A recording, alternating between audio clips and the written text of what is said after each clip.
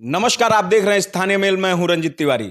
आज हमारे साथ मौजूद हैं समाजवादी लोहिया के नवनिर्वाचित दो उपाध्यक्ष अमित यादव और पंकज यादव।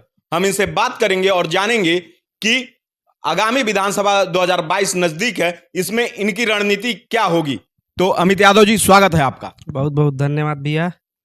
और 22 के चुनाव में हमारी ये रणनीति होगी कि हम डोर टू डोर कैंपेनिंग करके और ज़्यादा से ज़्यादा समाजवादी पार्टी का वोट बढ़ा के जनता के बीच में जाके अखिलेश यादव जी के कामों को बताएंगे और उनकी उपलब्धियों को गिनाएंगे और समाजवादी को 22 में सरकार बनाएंगे।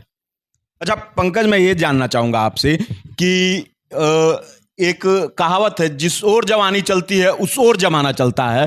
तो ऐसे में आप युवा हैं और कहीं ना कहीं कोई भी गवर्नमेंट बनती है तो उसमें युवाओं का बहुत बड़ा योगदान रहता है। तो आप भी युवा हैं, युवाओं के लिए समाजवादी सरकार में ऐसी क्या रणनीति होगी जो युवा आकर्षित होंगे समाजवादी की तरफ? सर्वप्रथम मैं आपको आपके चैनल स्थानीय मेल को बहुत बहुत धन्यवाद देना चाहता हूं कि ये गोरखपुर मतलब पूरे पूर्वांचल का जो ये न्यूज़ है, ये एकदम निष्पक्ष दिखाने का काम करता है। आज के ज़माने में आप देख रहे हैं कि जो नेशनल जो मीडिया जो चैनल है, ये एकदम बिकाऊ हो गई है। ये निष्पक्ष बात करते नहीं है, केवल एक बात मीडिया की नहीं, बात युवाओं की हुई है। पहले मैं आपको धन्यवाद देना चाहता हूं कि आप निष्पक्ष एकदम दिखाते हैं, न्यूज़ को लोगों के बीच में पहुंचाते हैं।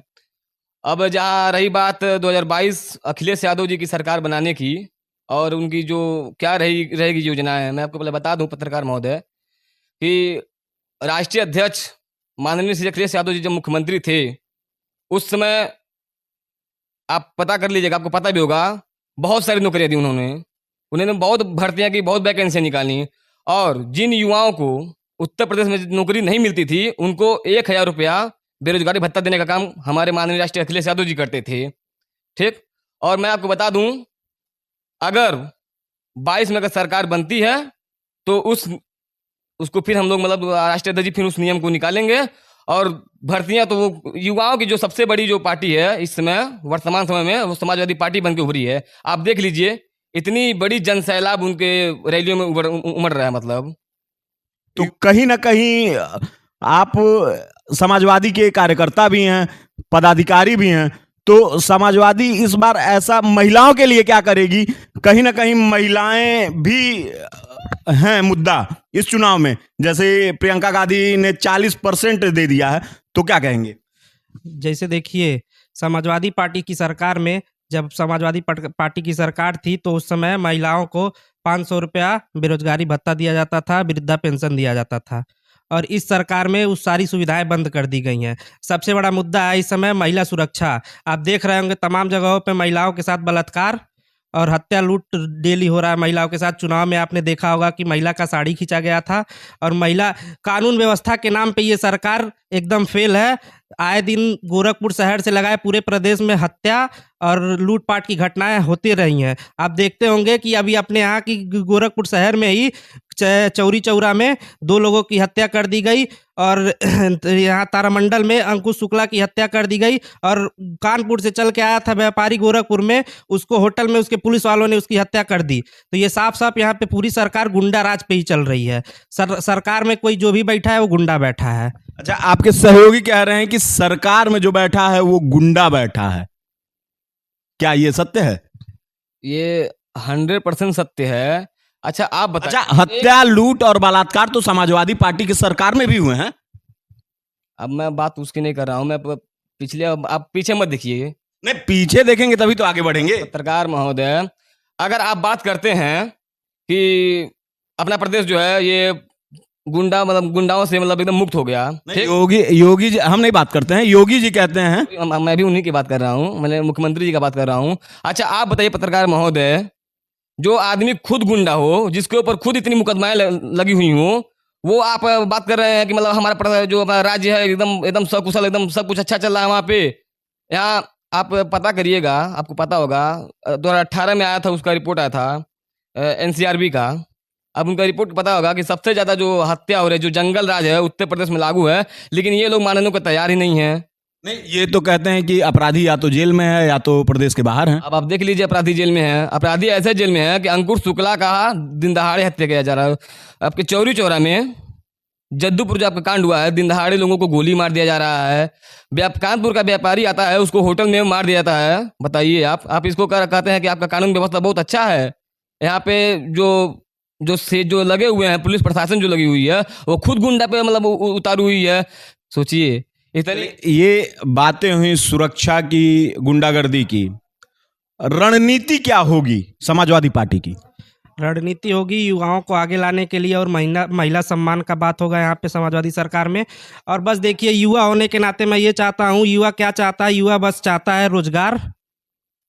तो युवाओं को अगर रोजगार मिलेगा तो युवाओं को किसी चीज़ की दिक्कत नहीं होगी। अगर हमारी समाजवादी सरकार माननीय राष्ट्रीय अध्यक्ष जी को मुख्यमंत्री बनते हैं तो सबसे पहले युवाओं के लिए रोजगार और महिला सुरक्षा के लिए, महिलाओं के सम्मान के लिए अखिलेश यादव जी ने। अच्छा, प्रियंका गांधी 40% सीट दे रही हैं। प्रियंका गांधी जीतने के बाद उनकी गवर्नमेंट अगर यूपी में आती है तो लड़कियों को इलेक्ट्रिक स्कूटी, स्मार्टफोन, लैपटॉप इत्यादि देने का उन्होंने वादा किया है। ऐसे में महिलाओं को अपने पाले में लाने के लिए समाजवादी पार्टी की क्या रणनीति होगी? समाजवादी पार्टी की रणनीति है, ये देखिए, जब समाजवादी पार्टी की सरकार थी तो उस समय महिलाओं को सुरक्षा मिलता ही मिलता था।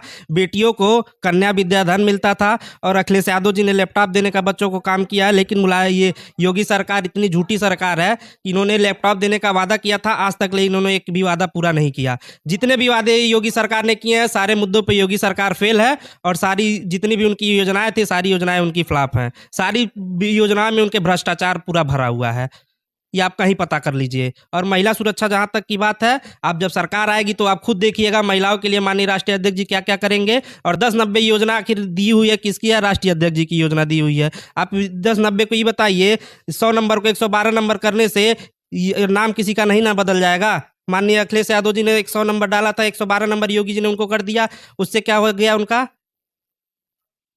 वो तो उनकी बात है, ये उनकी बात है, लेकिन बात महिलाओं की हो रही है, तो महिलाओं के लिए क्या होगा? महिलाओं के लिए जब पुलिस प्रशासन सख्त होगी। आप बताइए, दिन दहाड़े एक महिला को थाने में जला के मार दिया जाता है। बताइए, अभी ये कांड हुआ आपका, ये लखीमपुर खीरी वाला, आप देखें ना उस कांड को, आप तो दिखाए थे उस कांड को। बताइए, इतना जबरन किसानों को 14 महीना ये लोग ला के रोड पे खड़ा कर दिए।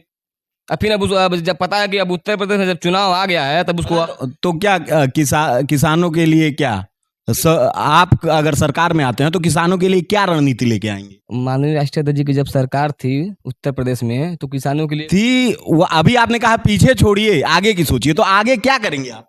मैं बता रहा हूँ क्यों। उत्तर राष्ट्रीय माननीय अखिलेश यादव और नेताजी, ये जो किसानों के हित में जितनी काम किए हैं, ये कोई सरकार नहीं कर सकती है और ना कोई करेगी। इतना परेशान इस समय गरीब इतना परेशान है। आप देखिए, इस सरकार में दिन दहाड़े लूट हो रही है, मार हो रही है, लोगों को मार दिया जा रहा है, इतना मतलब कांड पे कांड हो रहा है। और ये लोग कह रहे हैं प्रदेश एकदम मुक्त है, अपराध से एकदम मुक्त प्रदेश अपना है। एकदम दिन दहाड़े लोगों को मारा जा रहा है, काटा जा रहा है। इनका कुछ व्यवस्था एकदम पूरी तरह से इनकी व्यवस्था एकदम फेल है, समझ लीजिए। उत्तर प्रदेश में सुनिए, मैं बता रहा हूँ आपको महोदय, उत्तर प्रदेश में 2022 में प्रचंड बहुमत से माननीय राष्ट्रीय अध्यक्ष अखिलेश यादव जी की सरकार बनने जा रही है। उसमें कोई योगी जी तो कह रहे हैं कि हम 300+ आ रहे हैं।